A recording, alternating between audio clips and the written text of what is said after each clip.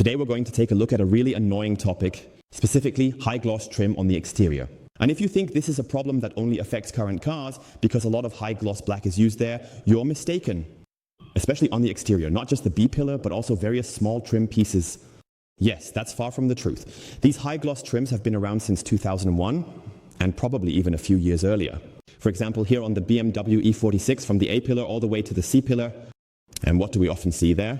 Stains, embedded lime residues, and just kind of a rainbow-like surface. So it's definitely not this high gloss black, which is already in the name, and how to get it looking really nice again. And even with a car like this, with 263,000 kilometers and from the year 2001, let's take a look. With a polishing machine, it works great. Quickly, let's get started. So who now? You're asking, Sebastian, what do you mean exactly? You can already see it here when I turn on the light. We're not focusing on the paint right now, but on this high gloss black. I'm going to say high gloss because it's no longer high gloss. Look how cloudy this long, really very, very expensive trim piece is. When you buy it new, honestly, you're looking at around 1,500 euros.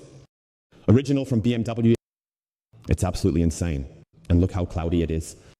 Completely visually damaged. When the sun shines on this, you keep thinking, is this matte paint or what happened here? And I would actually wish that a vehicle overall looked like this. High gloss, black, just as it says in the name. And to get it back to the point where it achieves that high gloss black definition, we just need to polish it. And it shouldn't look like this.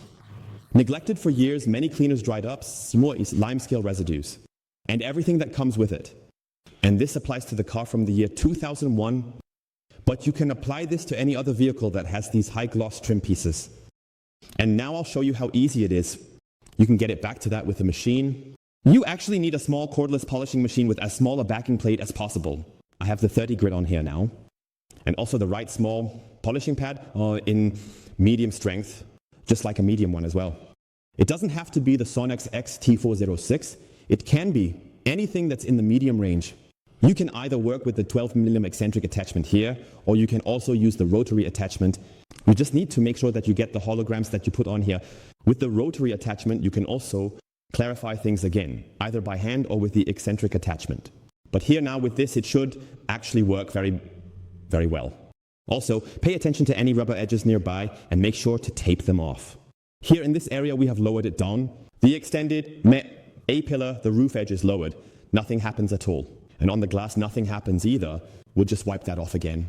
So here in my example, we don't need to tape anything off. And then we dab a little bit of the polish here on the surface. Whoever says, hey Sebastian, I don't have a cordless polishing machine, I don't have a CHEMICALWORKZ EBO Mini or anything comparable. Can you do it by hand? Yes, I'll link it for you right here at the top.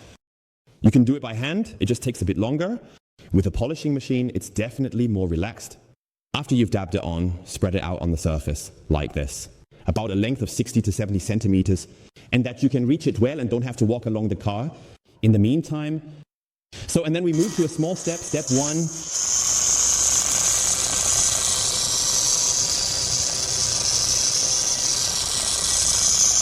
Let's work that into the pad briefly. If you increase the speed too quickly here, the polish will fly everywhere. Also with the polisher here in this small area, that's why you should gradually increase the speed. Step 3.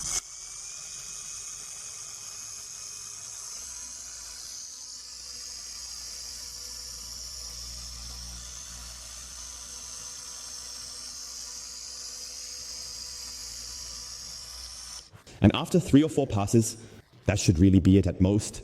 And then he just goes over it with a cloth, checking the intermediate result. Also depending on how long this has been on here and how much it could already affect and even damage the surface. You just might need to go over it one more time. But I think that should have been more than enough here. Now we take the rest of the polish and you can see here it's easy to wipe off. The rest is inside the vehicle and we also need to go over it up here again. Do we also need a polish? Paint cleaner for that.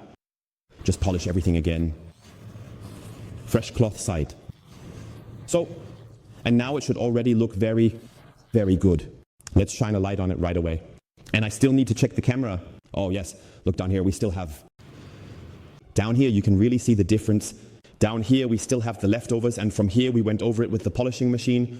We have a wonderful high gloss black trim from 2001. That's how it should look. You can really see it in the color, how nice, dark and vibrant it looks. And when we come back here, we have the area that we need to work on again. Here, it just looks unattractive and messy. But you can really get everything back to looking great. And with the machine, it really goes super fast. You can move very quickly over this surface. And who now? He says there are still some tiny micro scratches. So he's going over it again with a proper polish. Much longer, but now it's just about cleaning the surface. And we want to finish up this area in the front. And up here, it already looks absolutely fantastic. So I think you could see quite well that using a polishing machine works super fast and easily, of course. But you don't have to buy a machine like that just for that reason. You can also do it well by hand. Feel free to check out the old video for that. But if you have a polishing machine at home, especially a small one, I wouldn't go with a 125 or 75, as that would really damage the surface and the pad. But with a small cordless polishing machine, it works great. And it's not just super useful for that, you can use it for many, many other areas like this here or the A-pillar. It really allows you to equip yourself well, at least medium polish. A medium pad is my tip. You can also achieve a super finish. So you don't have to go back over with a finishing polish afterwards. If you want to polish effectively, like getting scratches out, then at least use a medium polish, maybe even something stronger. We can take a look at that in a later video, but today we were focusing on these crustiness, etching, this rough surface, lime residues, cleaners that have etched in over the many, many years from the car wash and everything that comes with it. You never know. After 24 years, I still don't know what has happened to this vehicle, whether it's from washing or what cleaners have been used on it. That's why it can still be easily fixed. And you saw that very clearly. With the machine, it's super easy and quick. You'll find everything. And otherwise, have fun trying it out. And we'll see you with that. Next time, I'm finishing the rest. Done, your Sebastian.